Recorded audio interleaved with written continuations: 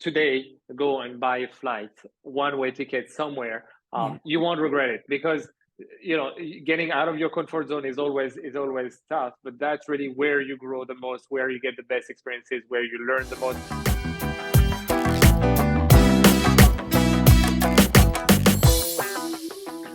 Welcome back to another episode of Get Your Fill, Financial Independence and Long Life, where we explore ways to achieve those two goals. And you know that my caveat is long, happy life, right? There's no good in having a long life if you're miserable all the time.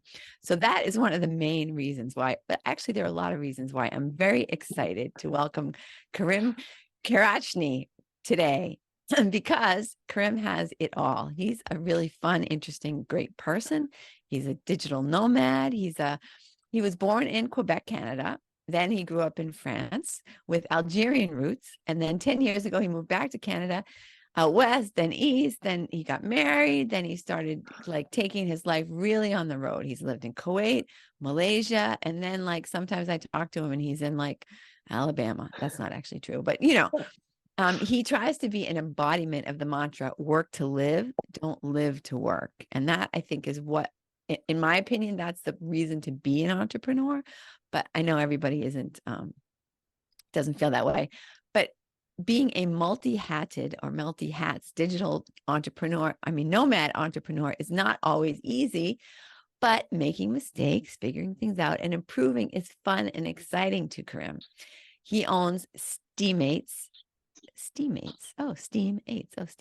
Sorry. A successful cleaning business with both branches in Canada, which is currently up for sale if you want to buy Steamates. His other and main venture is being in charge of franchise development in Eastern Massachusetts, which happens to be where I am, which is why I know Karim, for a real estate company, which is disrupting the industry and changing the lives of both franchisees and their clients, which is propertyguys.com. Karim, thank you so much for being with us today. Thank you so much for having me. I'm so glad to be here, specifically because most podcasts where I go to, I'm invited on. I get to discover the host, but in your case, I got to know you first, and now I'm so glad to be on your podcast. Congrats on your 200 episodes, by the way. That's a Thank you. big Yeah, achievement. we're in year. I think it's this week actually that the end of year 4 is going to air, and we're going into year 5. So you'll be in year 5. You'll be part of the year 5 experience. There Isn't you that go. awesome? 5th season. Yeah, the 5th season. Yeah. And that it's gone by really, really fast. But I guess that's the way life is right now. What Karim, drove you to start it in the first place? Sorry to ask you, because I'm very curious. I think you're interviewing me, but that's okay. I like it. That's my one question. Okay, good. So this has been, a lot of my life has been, especially since I turned 50, a lot of my life has been just following the path. One thing leads me someplace else, which leads me someplace else. So I guess life in general led me to start doing speaking, learning, which you never could tell by the way I'm talking right now in this podcast, but to do public speaking, to want to do public speaking. And then I took I did a gig with, I did a class with Brian Tracy learning how to do public speaking. And then he suggested that I join National Speakers Association. So I did that. And then I think it was while I was there that PodFest had a booth at the National Speakers Association thing. And I started talking to them about podcasting and stuff. And I was like, oh, that sounds pretty fun. So I went to PodFest, and then I met a bunch, I want to do a podcast. So it's podcasting is a totally selfish endeavor for me. I know lots of people get lots of value out of the amazing people that I interview, but I get to ask them the questions I want to ask them. Right. And I talk to people who I wouldn't even know. I never would even be able to connect with them. But because of podcasting, they came to me and said, hi, will you talk to me? I'm like, yes, and you just realize how amazing. Yeah. So there's no way I'm stopping, even if it's just, me and my mother that are listening. I'll keep listening myself too. Thank you. You can be number 3. But no, actually, as we were talking about before we started airing, It's been amazing. We're in the top 10% of podcasts worldwide. We're in over 50 Wow. countries. I actually haven't counted lately. So it was 50 countries over a year ago. So I'm sure we're in more than that now. And at one point we were the number 2 business podcast in North America, maybe? a small Caribbean country. I'm trying to remember. Oh, Barbados. Oh, Barbados. Barbados. We were the There you number 2, go. and I don't know if we still are. That just somebody emailed me to let me know that, which was amazing. And I don't know. Maybe we're number 1 by now. I need a Barbin to like send me a note and say, yeah, man, In the we love you comments. here. Yeah. So yeah, No, go that's ahead. awesome. Send me a Congratulations. note. Let me know where I'm ranking in Barbados right now. But now, can I ask you some questions? Questions and oh, sorry. I was going to say if I do have some follow-up questions, I'll create my own podcast to interview you in more detail. Then you'll have to start your own podcast and air it. Go ahead. We'll make this an episode like questions you never knew that you wanted to know about Chris. Exactly. Go ahead. Ask away. So sorry, I did have some follow-up questions, but I pushed them aside. Okay. I was gonna ask you, yeah, what you got out of it, and if you actually ended up doing any kind of collaboration or any business with some of your guests that, as you said, you would not have met in any other way. Absolutely. Yeah. I often, a lot of them are coaches or they have groups, that get together that are like mastermind type groups. I've done some of that and I've followed a lot of them, but you can only do so much. So I can't be everybody's client. But yeah, some of the relationships have been ongoing where we just keep running into each other and then now that we know each other, now that we're sort of got connected, that then we think, oh, let me tell you somebody that you can be in your podcast. And they'll tell me, like a lot of the people have their own podcast, so we'll trade Yeah, guests back and forth and things like that. So it's been yeah, amazing. But I actually want and to I'm do a sure better also job of that. I'm sure some of your clients also came from listening to you consistently and then decided to buy a house, sell a house, and use your service, or the Beehive. I'm a big fan of the Beehive, by the way, to your audience. That's roughly when you launched it. That's when we got acquainted. So that was about 6 months ago, maybe a little longer. Yeah, I And opened in so I March. saw the growth.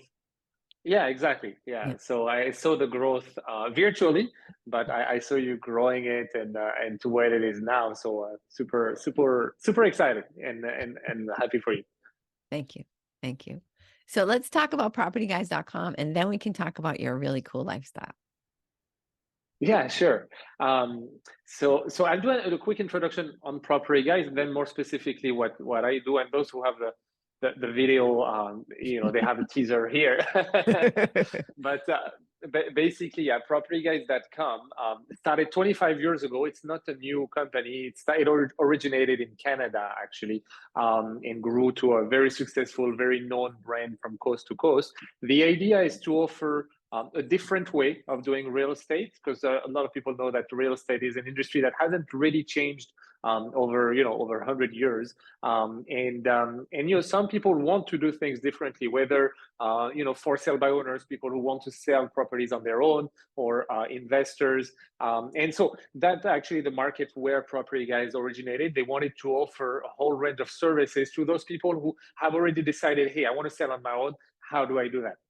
And so the idea, and it really hasn't changed pretty much from day one, is to choose a package. So if you want to sell your house or your commercial property, you would choose a package that includes all the services that you need to sell your property efficiently, smoothly, with the level of control that you want.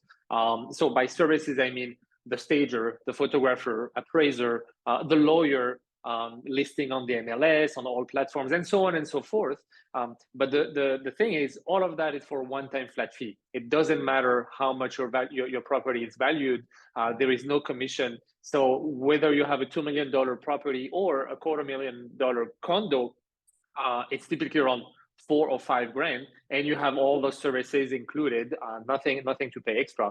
And so obviously you can imagine that it's a model that has taken off really quickly 25 years ago, and now grew, as I said, coast to coast, but not just with Fizbo, with any kind of sellers. And then they started offering services also to buyers, and even in the rental space. So it really evolved to be some kind of a one-stop shop for everything real estate, including also a platform that is similar to Zillow, a whole bunch of automation also for the communication between each.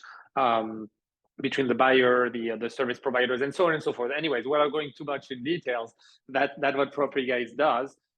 But now from a business standpoint, and that's where I fit in, it is a franchise model. So for those who are not familiar with the franchisee, in this specific case, owns a territory, a piece of the map, where they not only have exclusivity, they are the only one, they are one out of one. And so they have no competition internally, but they get to do this business development of their business, their own business, without having to reinvent everything from scratch, like in a startup model, and with the systems and the processes set by Property Guys that have been perfected for over 25 years. Sorry. As well as all the support provided by the franchisor to the franchisee. In this specific case, they provide marketing service, lead generation, a call center in-house that take on calls, and so on and so forth. So that allows this franchisee to basically start with multiple length ahead compared to if they had to start a business from scratch, with a whole team behind them, helping them in their success. And so obviously the risk associated with starting a business is considerably lowered. The cost is also lowered, and yeah, so that's a franchise model. And now on my part in all of that, I'm in charge of franchise development for the state of Massachusetts specifically, but I'm also helping other neighboring other states like Florida and Texas, Connecticut. In the years to come, we will open other states like New Hampshire and so on. So my job really is to find those those gems, those aspiring entrepreneurs, those real estate professionals that want to own their own business, but they don't want to reinvent the wheel. They want to a proven model, and not a guarantee of success, but high chances of success and quick ROI. That's what I do. Nice. And that's the idea, right? A franchise has taken what you might have wanted to do and already made all the mistakes for you, right? And figured out the best way to do it. And then they've documented that so that all the good things are there. But how do you find that it works? Because you say that like real estate professionals are one of the people who you target for that model. So I have two questions about that actually. But first of all, how would that work for a real estate agent or real estate professional? Wouldn't they feel a conflict between, should I do the Property Guys thing, or should I, right? What if a lead comes to me through Property Guys and then they end up wanting me to list it like outside of that? I mean, how would they juggle that? That's a great question, and they would do both. So there are multiple scenarios. I'll kind of narrow it down to two. So it can either be a real estate professional that is not an agent.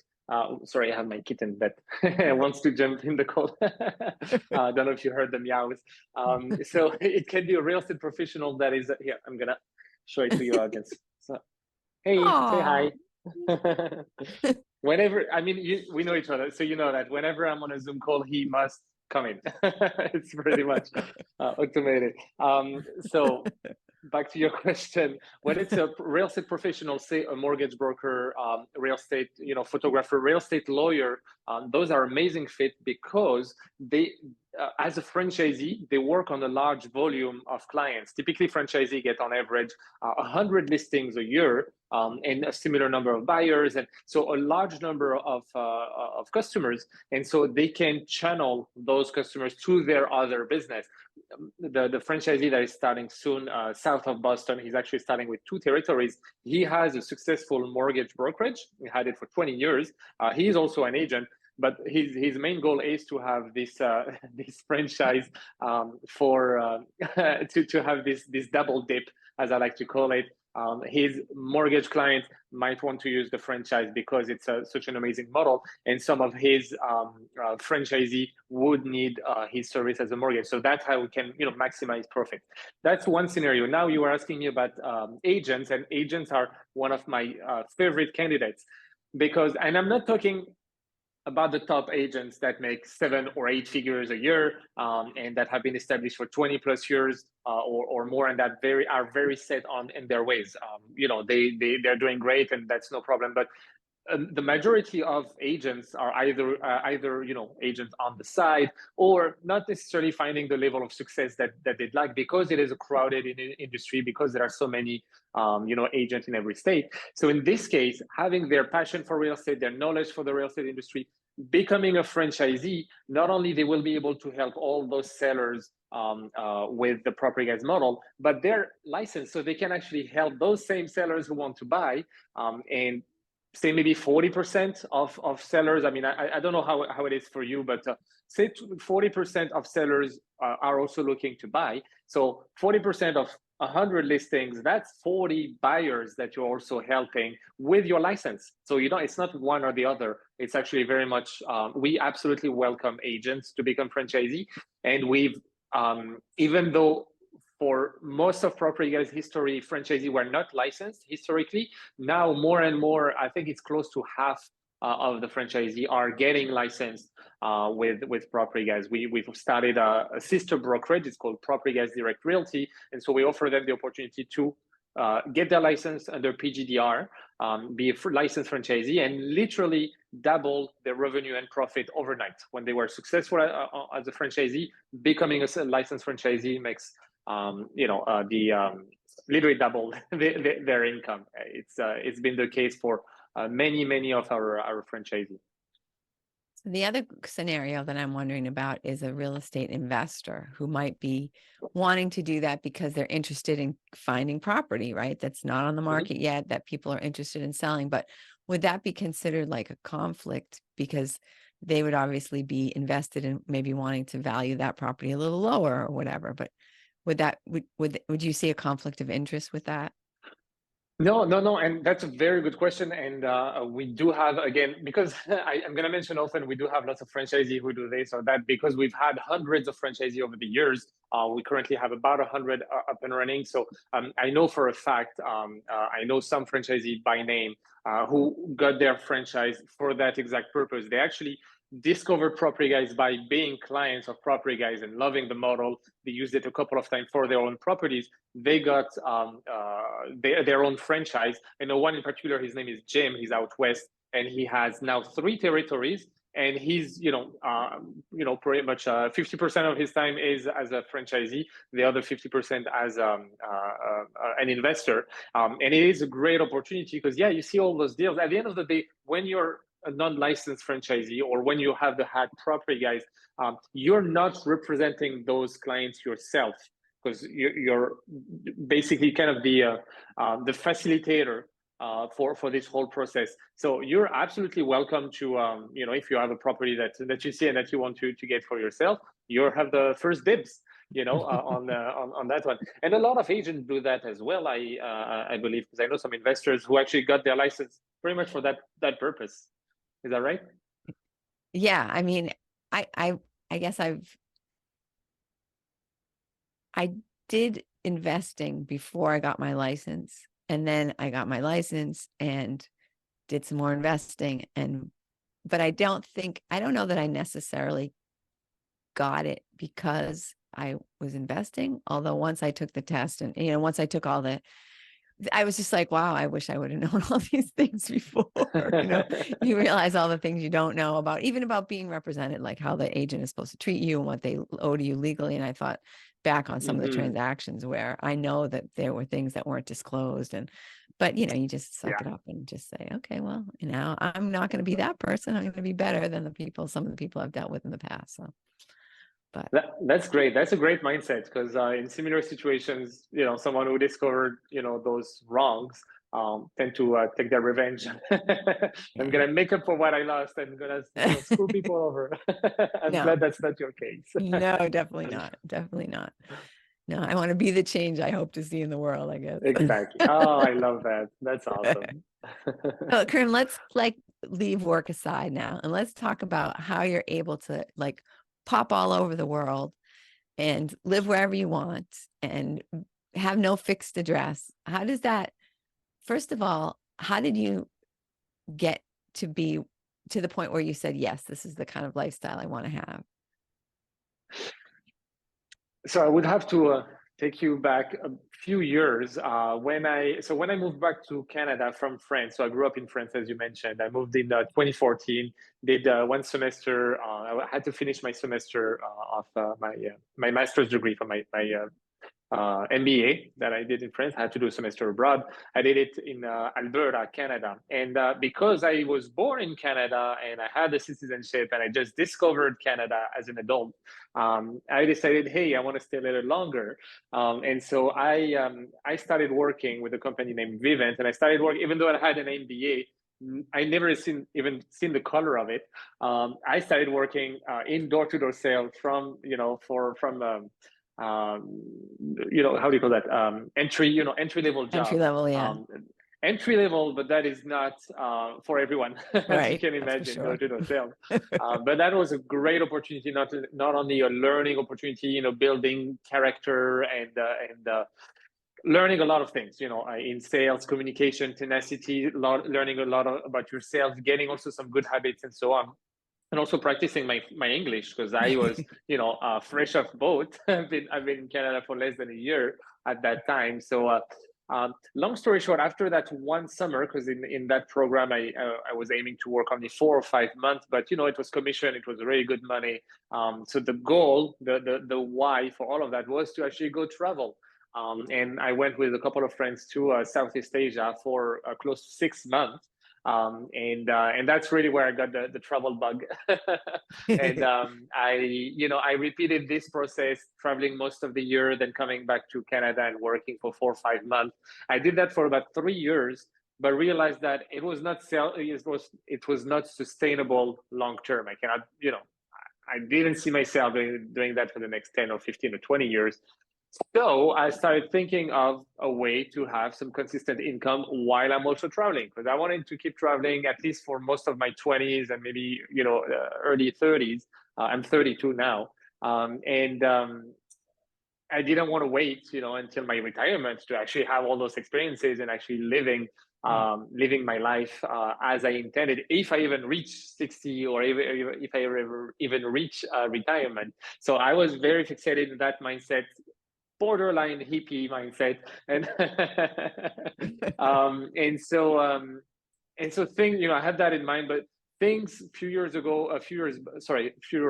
after that, in 2018, when I moved out east for personal and professional reasons, that's when I started my first business, and that's really where I saw the door opening to, okay, I'm gonna have a business, but I don't want to have a job. I want to have a business that I own, that I grow, and that I potentially remove myself from the process, and work on the business in my own terms and from wherever. So that 2018, 2019, that's really where that idea started to come to something more concrete. And for those who are familiar with the book, The E-Myth, it's a great book, Great book. golden book. Great book. I'm sure you know it.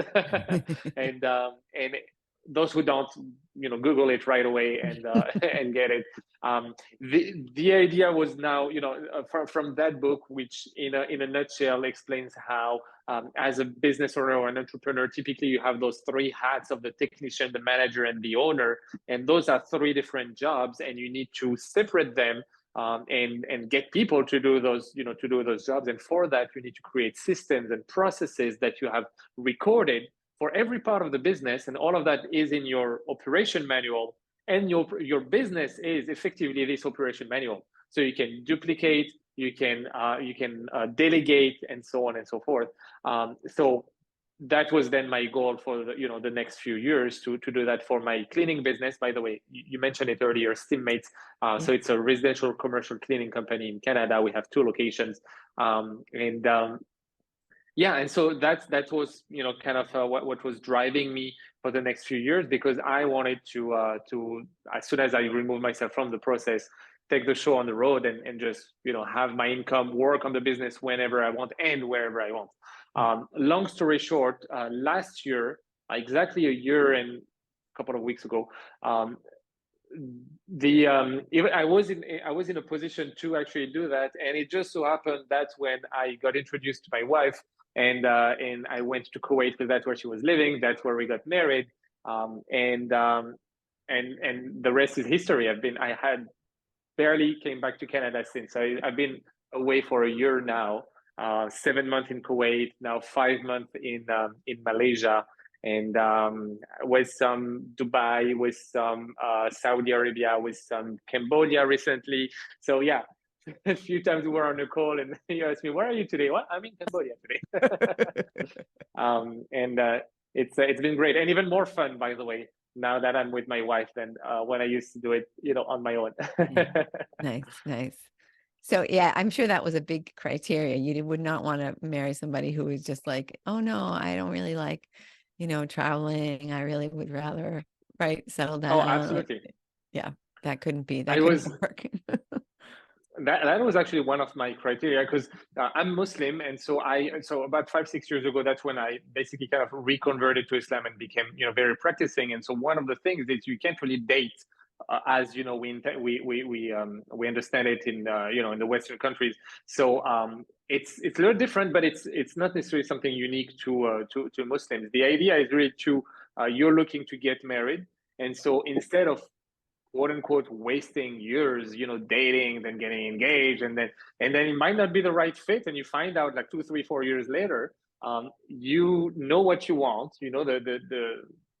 what you want, and also the red flags and the things that are no go. And so if you know that about yourself and who you're looking for, and you're meeting potential spouses with the purpose of potentially getting married, it actually makes the whole process, those 5 years of dating in, a few weeks or a few months. You talk about goals, vision, kids, education, values, and so on, right off the bat. If it's the right fit, if he or she is the right fit, then you move forward, with trust in one another, in the process, in God, and so on. That's what we did. Actually, we got introduced by mutual friends in May. We got married in early September, so 4 months basically. And so to answer your question, yeah, one of my big criteria was to to want to go travel. And funny enough, she also went to Malaysia a bunch of years ago, and she also had Malaysia in mind. So that was, a sign.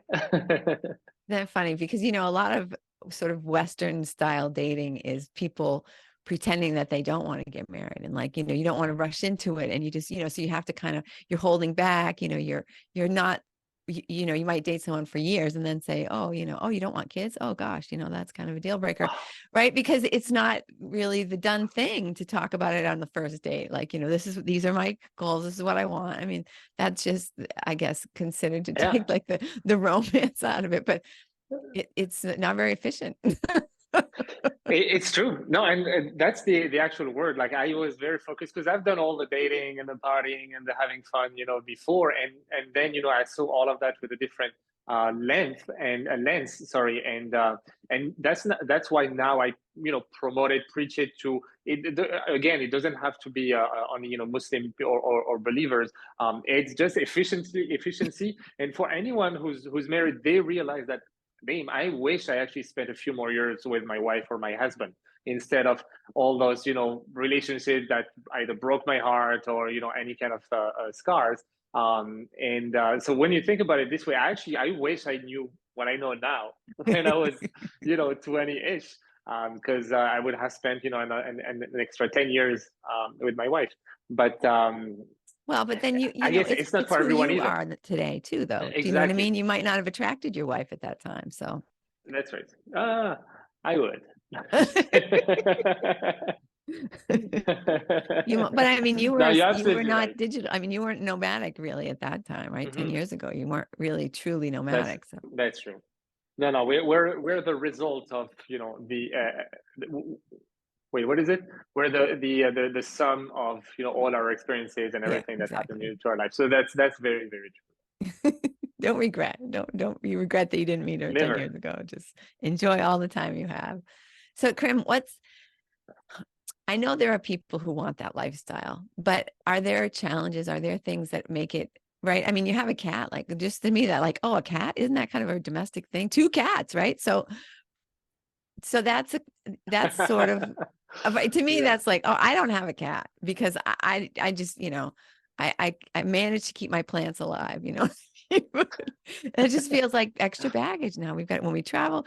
But I guess you're not just going someplace different every week either. But yeah, so tell us about some of the challenges, some of the things that make it awesome, some of the things you love about it, and some of the things you're like, well, this part's a little bit tricky. Yeah, no, absolutely. That's a great question. And that come on point because we were having a big discussion earlier with my wife because anyways, I'm going to explain to you. We came to Malaysia with the idea of having, so it's a 3 month tourist visa.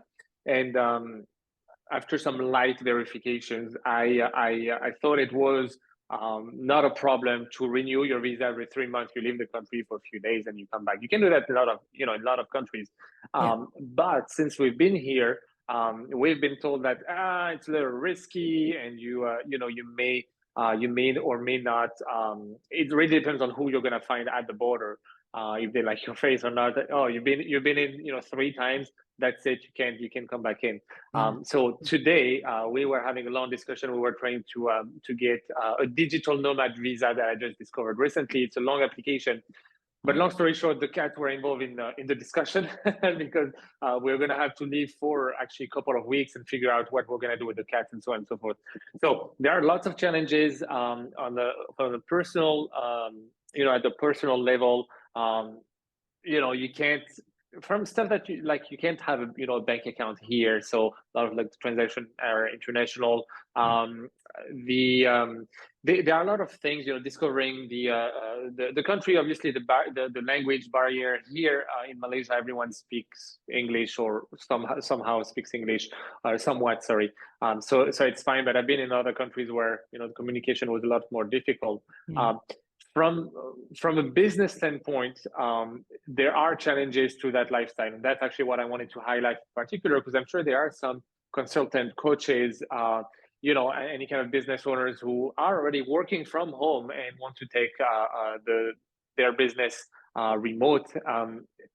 Being mindful of the time zones, being able to always have proper Wi-Fi or some kind of data for Zoom meetings or even emails. In some countries, it's even just It's difficult a to send an challenge. email. So that's either some research that you have to do prior to your journey, or having to figure things out on the spot. That's more my jam. I just go and then I figure things out. Yeah. But there is a lot of consideration to be had prior to that. Now you were asking what are the perks or the cool things. I mean, everything else. Right. uh, Exactly. I'm going to talk specifically about here in Malaysia. One of the reasons we chose this country, and it's the same with the Philippines. It's the same with even potentially Thailand, Bali, and so on. Quality of life is amazing. Like literally right now, I have the sea right here. I have jungle right there. I can go explore in either direction. Yeah. The food is amazing. The people are great, super friendly and welcoming, and so on. But on top of that, the cost of living is it's So about low. a quarter the cost of living in North America, literally. We're in a huge apartment with sea view, with swimming pool in the building, $400 per month. I'm It's pretty sure you can rent a crazy. parking space for $400 a month in my Exactly, area. yeah. Oh, But it has two certainly, parking spots too. yeah. So Yeah. yeah, cost of living is incredible in a lot of those countries. I'm talking Southeast Asia because that's where I've been the most, but a lot of countries in the Caribbean, in South America, Yeah. in Africa, or even in Eastern Europe. So nowadays, yeah, if you are a digital nomad, if you are a nomad entrepreneur, I highly recommend just today go and buy a flight, one way ticket somewhere. Yeah. You won't regret it because getting out of your comfort zone is always tough, but that's really where you grow the most, where you get the best experiences, where you learn the most. I've had business opportunities or business ideas coming, my way as I was traveling. Obviously, some amazing connections from all around the world. I can confidently say that in most countries around the world, I know someone, and if I want to go travel visit that Yeah. country, I have one or two people that I can call. So a lot of perks, and even more personally, you get to it really opens your mind and make you more tolerant, more approachable. You understand a lot more Yeah. cultures, sorry, and the struggles of people. I mean, it humbles you a lot also to see, um, whether it is poverty or homelessness in some countries is not the same as poverty or homelessness in Canada or in the US, like Right. Right. by far. Yeah. And so that really, humbles you, and you realize that, well, you should be a lot more grateful for what you have than most of us are. Yeah. So yeah. Beautiful.